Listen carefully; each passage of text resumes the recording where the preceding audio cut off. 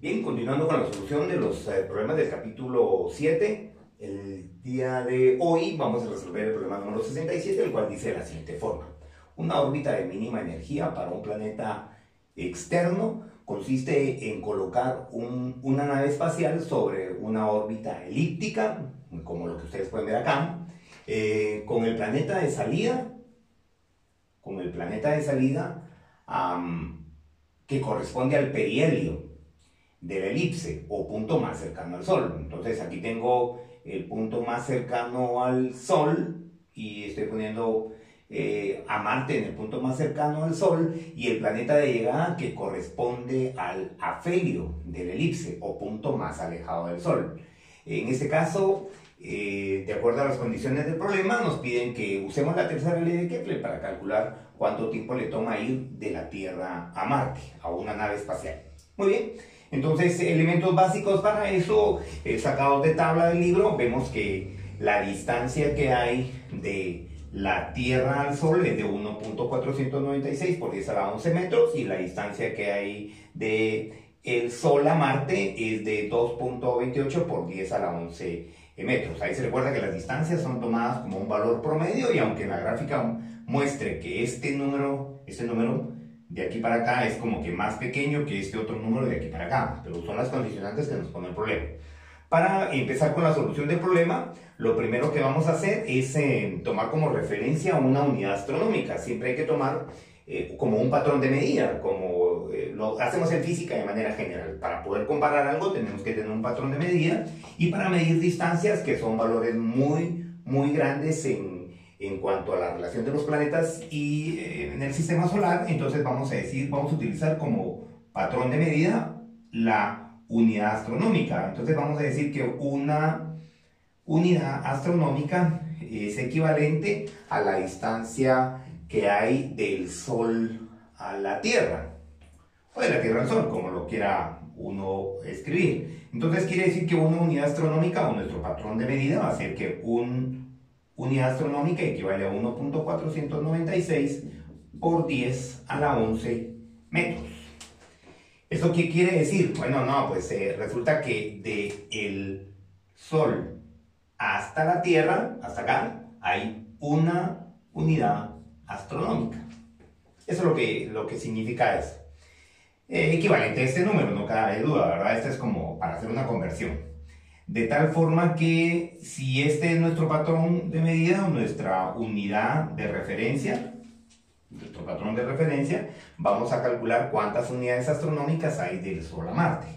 De tal forma que si Marte equivale a 2.28 por 10 a la 11 metros, esto lo vamos a multiplicar por una unidad astronómica que equivale a 1.496 por 10 elevado a la 11 metros. Entonces, sustituimos estos datos en la calculadora y vamos a observar que en este caso nos queda, este valor nos queda de 1.524 unidades astronómicas.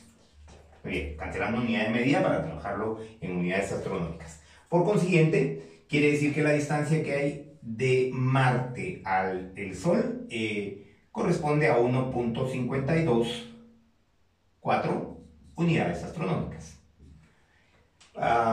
De acuerdo a esto, entonces, la distancia que hay desde este punto hasta este otro punto en cualquier elipse se denota de una manera particular, como lo hemos visto en un video anterior, y le vamos a llamar a esto 2A o longitud del eje mayor. O sea, esta es más larga que ancha, la figura que se ve acá. Eso significa entonces que 2A corresponde a la suma de 1.524 más 1, lo que equivale a decir que aquí realmente desde acá hasta este otro punto tengo la distancia que hay de la Tierra al Sol y de Marte al Sol. Voy a sumar estos dos valores. Y voy a decir que esto corresponde a 2.524 unidades astronómicas. Esta es la distancia que hay desde este punto hasta este otro punto.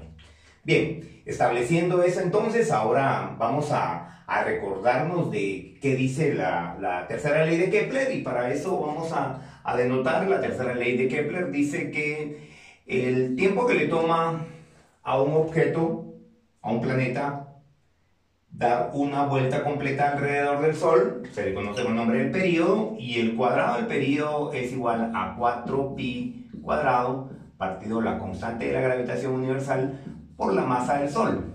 Esto por la distancia elevado al cubo. Esa es una ecuación que podemos utilizar en este caso. Hay otra ecuación también para esta, se puede simplificar un poquito más y decir que el período al cuadrado es igual a K, ya que todos estos valores se conocen y se pueden calcular, por R elevado a el cubo. Sin embargo, la masa del Sol, comparada con cualquier masa de un planeta, entonces si pudiéramos hacer un esquema, diríamos, miren, este es el Sol, y pues exagerando el tamaño de la Tierra, aquí está la Tierra. Si comparamos la masa de uno comparado con la masa del otro, es relativamente insignificante la masa de cualquier planeta del sistema solar comparado con la masa del Sol. Siendo así, esta ecuación aún se puede reescribir de una mejor forma y decir que el período elevado al cuadrado es igual a el radio, o la distancia, elevado al cuadrado. Esta ecuación tiene una forma de reescribirse en cuanto a al conocimiento del tipo de órbita que tienen los planetas, que es una órbita casi circular, pero se le nota de la forma elíptica, y entonces teniendo el Sol en uno de los focos, y se puede decir que el período elevado al cuadrado es lo mismo que la semidistancia que hay de este punto a este otro punto. Entonces lo vamos a poner como A elevado al cubo. Esta es la ecuación que vamos a utilizar para calcular el período de cualquier planeta con relación al Sol. Lo único que tenemos que saber entonces es cuál es la semidistancia que existe del Sol a un planeta, y entonces en este caso, para nosotros, describiendo la órbita que tiene cada uno de estos planetas en una órbita elíptica, vemos que 2 veces A corresponde a este valor, y entonces si 2 veces A corresponde a 2.524 unidades astronómicas, entonces A corresponde exactamente a la mitad de este número, y para nosotros la mitad de este número, o sea, lo voy a escribir como 2.524 unidades astronómicas dividido 2, y resulta que A vale pues solamente la mitad de esto, y en este caso es 1.262 unidades astronómicas. Bueno, ese es el valor de A. Pues qué fácil, porque ahora solo lo vamos a sustituir en la ecuación para calcular el período, y resulta entonces que el período, el tiempo que le toma en dar una vuelta, debería ser equivalente a la raíz cuadrada de 1.262 unidades astronómicas. Al resolver este valor, vamos a obtener entonces que el período es, para este caso, de 1.42 años. Vamos a ver, ahora vamos a darle lectura al problema y vamos a ver qué nos pregunta.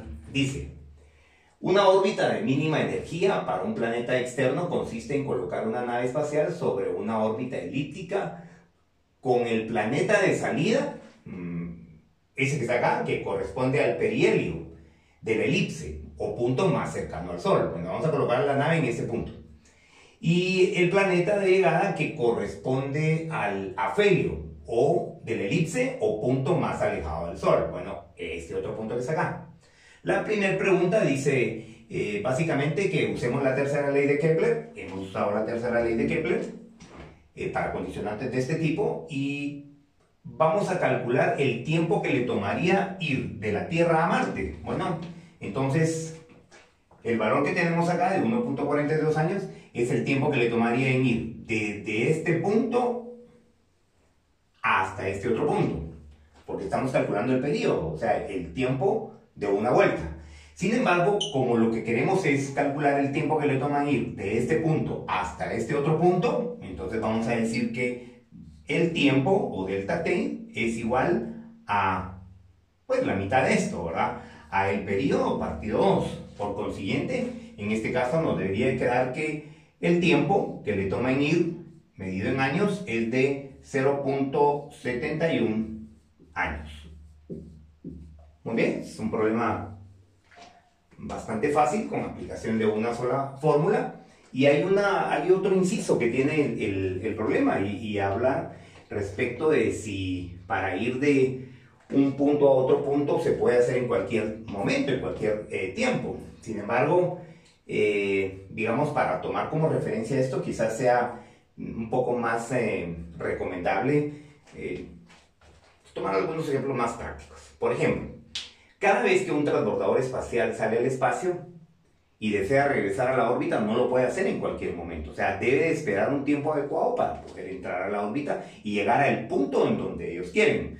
O sea, a nosotros en ningún momento hemos observado ni cómo asciende ni cómo desciende ningún transbordador espacial, porque para poder ingresar ellos lo hacen en un tiempo sincronizado, de tal manera que ellos quieren llegar a una posición determinada. En este caso, les interesa llegar a los Estados Unidos a un punto determinado de aterrizaje. Eso quiere decir que deben de sincronizar los momentos y los tiempos en que se deben ingresar a la atmósfera o se deben de lanzar de un punto al otro punto.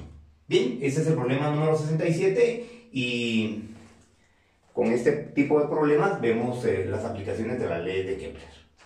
Un saludo para todos, que estén bien, nos vemos en el siguiente video.